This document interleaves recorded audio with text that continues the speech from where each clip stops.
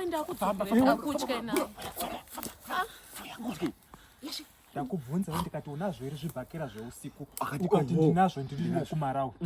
Saka chakushupa chii? Nandichingutaura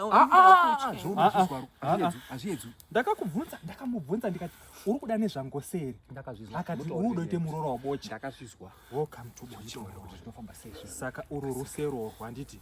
Uruzona. Uyapa. Saka uri kuona. Isusu tinosimuka nereverse. Saka musika tikaudzosawo mashure kudayo. Kusimuka. Rusero rwakusimuka. Tikaendese kumberi kudayo. Ndakulenda. Kumhara. Ithuroto izwa. Ukaona dzimwe dzenguwa in case of emergency. Bere rinogara muhosi. Azvizwa. Mainini. Usasiye kumutaura banyaya kuti kana tapinde pasi. Pane rimwe kangani. Tikaende ukaona tikaende pasi. Kadzike pasi. Thuroto ndoya unoti 1 2 3 tinoyedzerwa kanonoka. Uruzvizwa nasozvizwa. pasi mugora. Pasi iwe.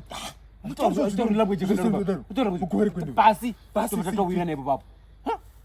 Saka ndada kubvunza naye tete. Ndakanzwa mbiri yenyu kutorera vanhu zvipo. Ini ndo zvandikunyanyura ndinotorawo sei?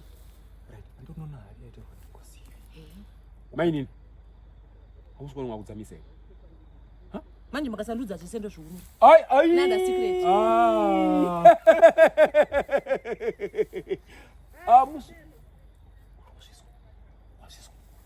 Wasizwa murora.